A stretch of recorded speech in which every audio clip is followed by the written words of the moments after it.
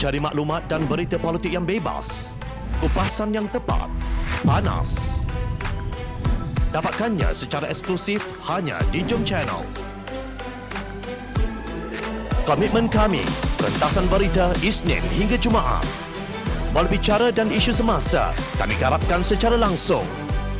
Panel-panel berkaliber dan profesional.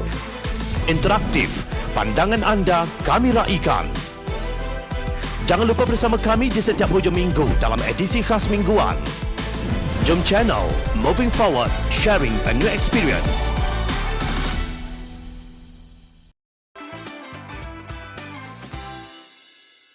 Debat dilarang, bagaimana konsert boleh diluluskan? Polis akan memanggil penganjur konsert di Air Hitam Johor bagi membantu siasatan berhubung sekumpulan individu yang terlibat dalam aksi joget di sebuah konsert di Air Hitam Batu Pahat pada 4 Mac lalu.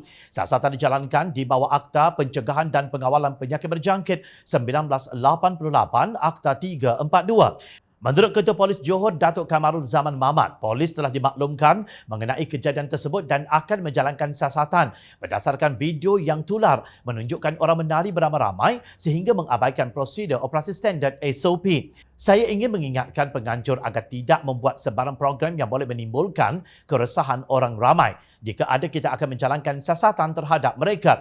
Jadi dalam kes ini jelas sekali mereka gagal mematuhi Akta 342 ketika majlis, katanya pada sidang media di Ibu Pejabat Polis Daerah Johor di Johor Bahru Ahad lalu. Difahamkan konsert Riuh Act tersebut anjuran My Creative Ventures Senia Berhad, iaitu cabang pelaburan kerajaan yang bertujuan untuk memacu industri kreatif tempatan dan diletakkan di bawah kelolaan Kementerian Komunikasi dan Multimedia KKMM. Malah ia dirasmikan oleh Menteri Komunikasi dan Multimedia Tan Sri Anwar Musa lapor media. Pada hari yang sama, Kamarul Zaman Mamat mengingatkan polis tidak membenarkan sebarang penganjuran program perdebatan secara bersemuka dilakukan oleh mana-mana pihak sepanjang kempen pilihan raya negeri Johor. Beliau berkata ia bagi mengelakkan daripada timbul suasana yang tidak tenteram sekaligus memecahkan keamanan di negara ini. Berdebat secara berdepan atau bersemuka kita tidak benarkan. Tolong faham keadaan kerana sekarang ini keadaan adalah tenang dan masing-masing boleh berkempen dan semua parti politik yang hendak berkempen boleh melakukannya dengan aman. Jadi kita tidak mahu ada satu perkara yang boleh memecahkan keamanan yang merosakkan habis semua tidak boleh berkempen, katanya lapor bernama. Beliau mengulas mengenai sesi perdebatan antara Presiden MCA Datuk Seri Dr. Wee Ka Siong dan Setiausaha Agung DAP Lim Guan Eng yang dibatalkan setelah tidak mendapat kebenaran pihak polis. Debat berkenaan dijadualkan berlangsung pada Ahad di Dewan Persatuan Tionghoa, Johor Bahru serta akan membincangkan mengenai isu membabitkan sebuah sekolah.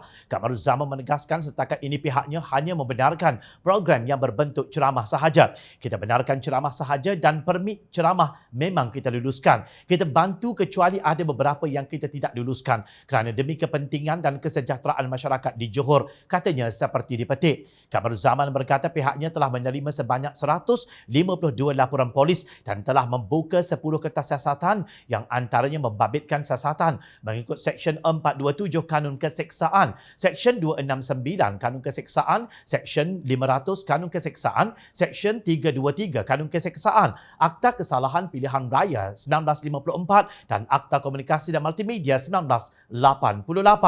Kertas siasatan yang dibuka ini antaranya melibatkan ceramah tanpa permit, khianat dengan api iaitu membakar bahan-bahan kempen, siasatan terhadap posting di laman Facebook yang membangkitkan kemarahan dan ada juga posting berbau lucah, tegasnya.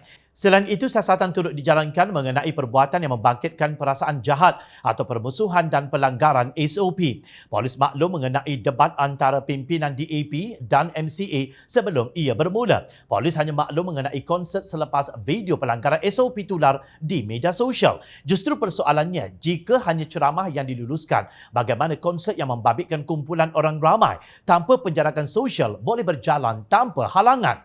Sepatutnya pihak yang berkuasa atau yang membenarkan sebarang aktiviti sosial sudah sedia maklum bahawa dalam setiap konsert akan berlaku kejadian penonton bersesak-sesak, menari dan sebagainya. Kejadian seperti ini sudah menjadi trend dalam mana-mana konsert terbuka di seluruh dunia.